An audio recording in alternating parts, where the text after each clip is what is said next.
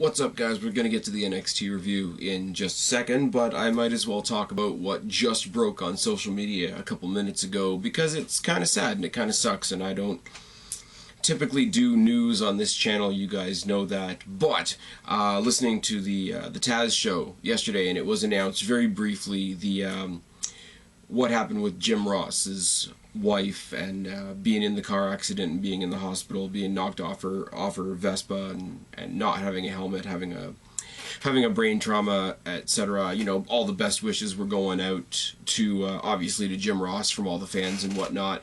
Recently just announced on Twitter that he said it short and sweet, something to the effect of, "My minister was just here to give last rites to my wife. I just said goodbye to my angel," or something to that degree. I'm not quoting it perfectly.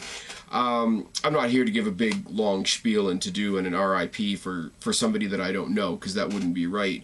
But it does suck, and it does hit our community as a whole. So I will come up for a second for whatever it's worth, and give my condolences to Jim Ross and the Ross family on the passing of Jan Ross.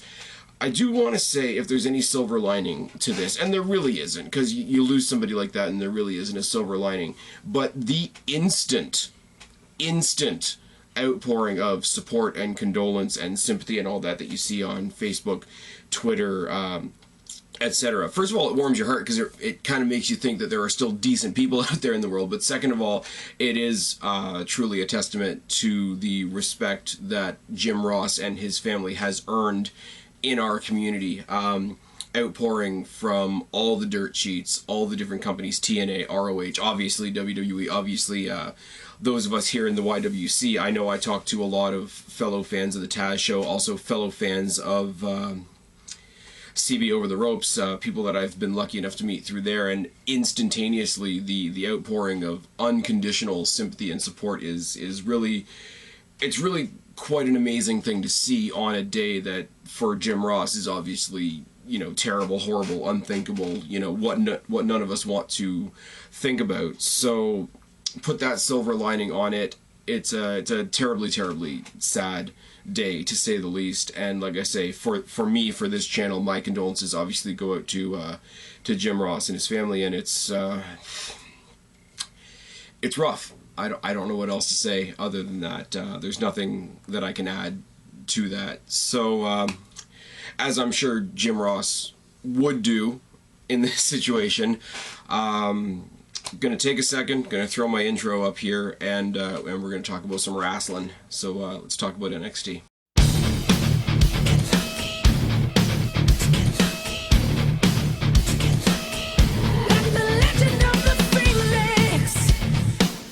What's going on, everybody? It's your buddy, it's your pal Spaz Phoenix, the YWC Reality Check, here with your March 22nd NXT. 2 more NXTs until Takeover review, and this was a very...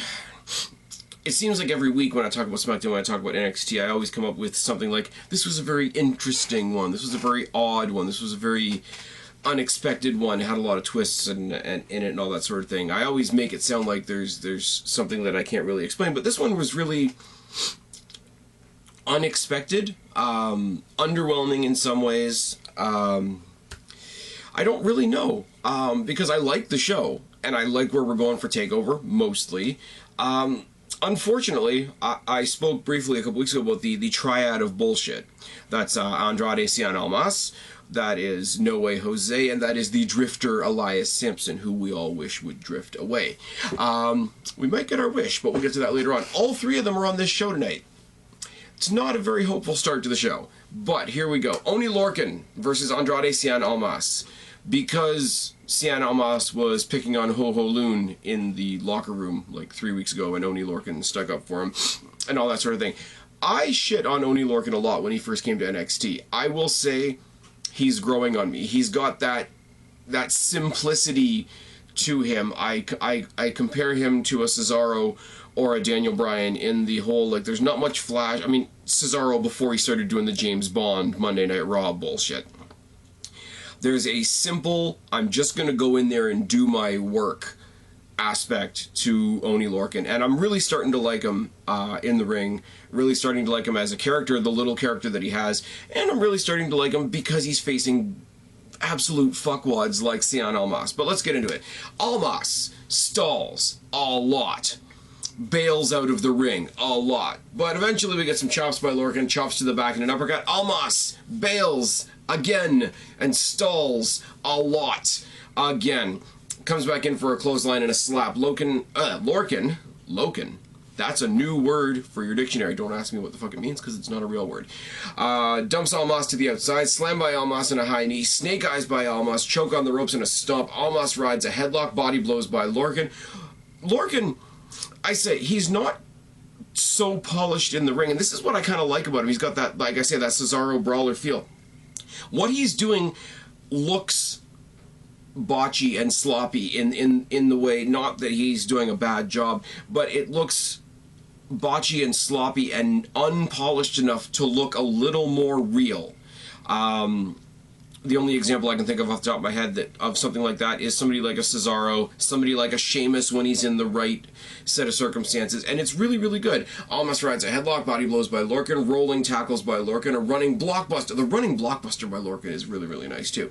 A series of uppercuts by Lorcan, he tosses Almas out of the ring. Top rope dive to the outside, almost like a somersault senton to the outside. Corner hip attacks by Lorcan, a lot of them. If you imagine, and here's another strange comparison, but if you imagine how Asuka does the hip attack when she wants to finish the match. He gave about half a dozen running hip attacks in the corner, so the guy had nowhere to go. And it was followed up by a half and half suplex, which is nice. Headbutt by Lorcan and a boot, but that bullshit DDT that Andrade Cien Almas does got him the win. And I mourn NXT a little bit, because this was a great, I don't want to say a great match for Lorcan because he lost, but this was a great showing. This was a great match to put up there as this is why I'm starting to like this guy. Don't sleep on Oney Lorcan. He should be getting the push that Andrade is getting, and we'll talk about that later on. DIY in the back cut a promo about their triple threat tag team match at Takeover, which is nice. They replay Ember Moon injuring Billie Kay with the Eclipse from NXT a couple of weeks ago, which is, you know, it's a debate back and forth whether that's a work or a shoot. If it's a work, awesome. We're showing the devastating nature of the Eclipse. If it's a shoot, then we're really, really capitalizing on somebody's legit injury, and that's not exactly the coolest thing in the world. Asuka comes out for a squash match with Priscilla something. And I don't say that in a disrespectful way. I'm not trying to give her the job or treatment, but they said her name a couple of times on commentary, and all three or four times it was said by Nigel McGuinness. Now, it could be the fact that he was speaking quickly, it could be his accent. I'm sorry, personally, I could never make out what this girl's last name was, and that's unfortunate. There's a quick promo by Ember Moon saying, "This is going to be your head." Proceeds to kick Priscilla in the head. Spin kicks, stomps, and a slap by the jobber gets her a hip attack. And here's a new one. From Asuka, we get the Daniel Bryan silly kicks. Oh yes, deadlift German suplex by Asuka and a kick in the face. Goes for the pin, picks her up, does the whole devious smile. She's picking her up. She's going to have a little bit more fun with her before she gets rid of her. A bunch of high knees, and the Asuka lock gets the win for Asuka. Asuka proceeds to cut a promo in Japanese and switches back to English long enough to say that there won't be any clips at Takeover. Which is good, because in a roundabout way, Asuka is selling the effectiveness of the Eclipse. You know, any other move, you know, whatever, you could hit me with it and I could bounce back. I know that I can't get hit by the Eclipse or I'll lose, so there will be no Eclipse at Takeover. It's a nice little thing. Revival cut a promo similar to DIY's earlier in the night about the triple threat match at Takeover, and then we get the announcement that next week we're going to get a preview of Takeover because it's going to be Dash Wilder versus Akam versus Johnny Gargano in a singles triple threat match, which is fine. We get a long video package about the history between Rude and Nakamura. It's long. I honestly put my pen down and checked my email because it's all stuff that we've seen. Not that I don't respect the two guys involved, and not that they're not telling a decent story, and not that it's not going to be a good match, but the video package was long. Jesus Christ. Then we get a couple other pieces of information. In the back, we see Cassius Ohno being interviewed after his loss last week to Bobby Roode, his first attempt to get the NXT Championship, and he's getting mocked by the Drifter Elias Sampson. This is what sets up one of the worst kept secrets in NXT history, which is the loser leaves NXT match. That's going to happen next week. That's going to happen on the Go Home show for can't think or speak, I swear. The go-home show for TakeOver, which is fine, and we all know what... I mean, you guys read the dirt sheets, you know what happened. Hope he ends up on Raw. Jesus Christ. He fits Raw. Raw doesn't make any sense. Fucker doesn't make any sense. And then we get, you know, there's no reveal. This is where NXT really fell down a little bit. We've seen the previews for weeks. This guy, sort of like tattooed guy, you don't really see his face fully, but there's lots of candles, lots of gothic imagery, you know, a little bit of voice dub over, and it always ends with, you know, NXT's gonna fade to black. And then they just randomly mention on commentary that, oh yeah, those previews, those ominous previews that were very anonymous and all that sort of thing, that's just because Aleister Black is gonna be at TakeOver, and he's gonna fight Andrade Cien Almas.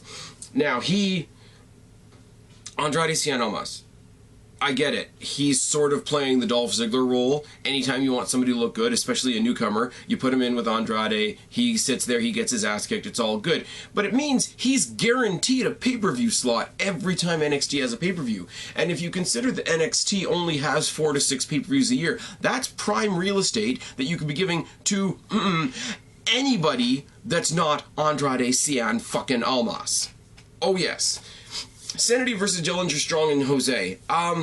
Not much to say in this match. It was kind of messy. It was a big pile of people, and you guys know me. I'm 50-50 on the pile of people matches, Royal Rumble, Battle Royal, you know, Elimination Chamber, etc. But this is just... all 6 men brawl to start. Once they all settle down, Dane and Roderick Strong start the match. Corner tackles by Dane, uppercuts by Wolf, body blows by Dillinger, slams by Jose, mudhole stomps by Strong, and some mounted punches. Knees by Dillinger, uppercut by Wolf, drop kick by Strong, suicide dive, and a slam by Jose. Jose eats the turnbuckle on the outside, and then he responds with stomps. Boots by Wolf. Wolf does boots and uppercuts. That's what I'm figuring out about Wolf. It's boots and uppercuts. It's kind of like watching Heidenreich in the ring, where you basically had punches and kicks and his finisher, whatever the hell his finisher is. Huge mudhole stomps by Dane, followed by a running elbow drop, which, look at the size of Killian Dane. That's terrifying. Uppercuts by Wolf, to my point. Forearms and high knees and back elbows by Strong, front slam by Strong and a mudhole stomp, and then everybody decides to hop back in the ring and resume the same brawl that there was at the beginning of the match. Eventually, referee says fuck it and tosses out the match. Everybody brawls. Everybody, Young and Dillinger, are left alone in the ring. The fans go crazy because we're finally going to get to see Dillinger versus Young one-on-one with no SAnitY bullshit, because Jose and Strong and Dane and Wolf have all taken each other out on the outside. You're finally going to see these guys one-on-one. And then Nikki Cross attacks. Dillinger hops on with a backpack sleeper. And then another chick runs into the ring. And for a second, I almost wrote down that the jobber from the Asuka match came back to attack Nikki Cross. Because, okay, we were introduced to this girl earlier in the night. Now she's attacking Nikki Cross. Now she has a feud, so obviously she's signed. But it wasn't Priscilla something. It was another chick who's all tattooed up. And I gotta say, interesting looking chick. She's got sort of really stark haircut, whatever. Took out Nikki Cross for what that's worth. She's obviously there to be the 4th person in this feud that this Team Dillinger has against SAnitY, which is fine. She's got the Zack Ryder pants with one pant leg and one short pant leg, which looks awkward on a female. She's kind of got the same similar sort of crazy gothic look to her. She's tattooed to hell. I wouldn't mind putting it in her. Like, that's besides the point. But we don't know who this chick is, and they don't say who she is, and the commentators don't say who she is, so she's the mystery woman. Oh yes, and the faces stand tall to end the show, which is fine. I like Strong. I'm starting to get an appreciation for what he can do in the ring. Dillinger, hometown boy for me. Obviously, you want to throw another female into the mix, that's great. No way Jose needs to drift the fuck away, along with Elias Sampson. Hopefully they both end up on Raw, so I don't have to review them anymore. Oh yes. I am kind of terrified, though, because we have seen this match a lot now. These 6 guys going at it a lot. Now, you're going to throw a female into the mix. You're going to have a 3-man and 1-woman versus 3-man and 1-woman mixed tag match at TakeOver. Is that really what we're going for? I mean, I get it. It will be a decent match. It'll be a chaotic pile of people match. Chaos comes with SAnitY, obviously. But I don't think this is a great match. If that's where they're going with this, I don't think it's a great match. I think if you want to revisit Dillinger versus Young at the pay-per-view, awesome. If you want to have Jose and Strong be a team and take on Dane and Wolf, that's great. If you want to have this other crazy chick debut against Nikki Cross, also great. You guys know I wanted to see Nikki Cross versus Asuka so we could have crazy versus crazy, but we're not. We're doing the Ember Moon thing, which is fine. We all know why that's happening. Not doing that today. But if you want to still have that crazy versus crazy, you can have this new crazy chick versus Nikki Cross. I don't think throwing them all in one match does the pay-per-view any favors, especially when you've got one debuting guy in Aleister Black, who is apparently great, but I don't know who the fuck he is, taking on Andrade Cien, who I don't give a shit about.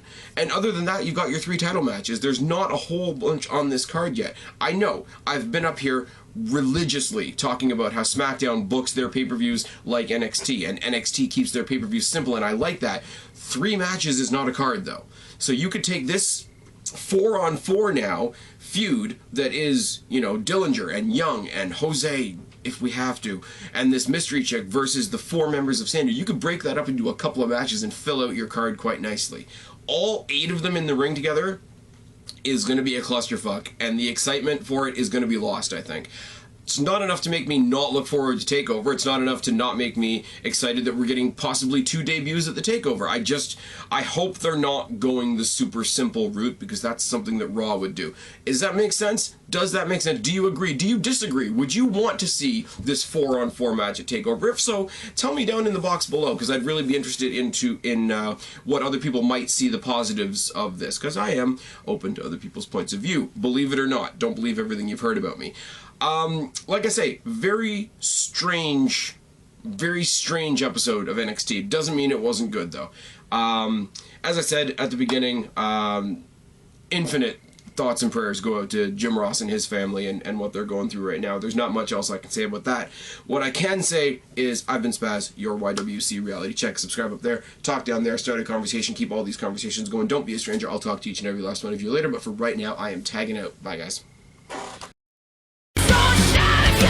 Like me, don't apologize. They can hold you down. You were born to rise. It's our time now to come out. If you're a freak like me.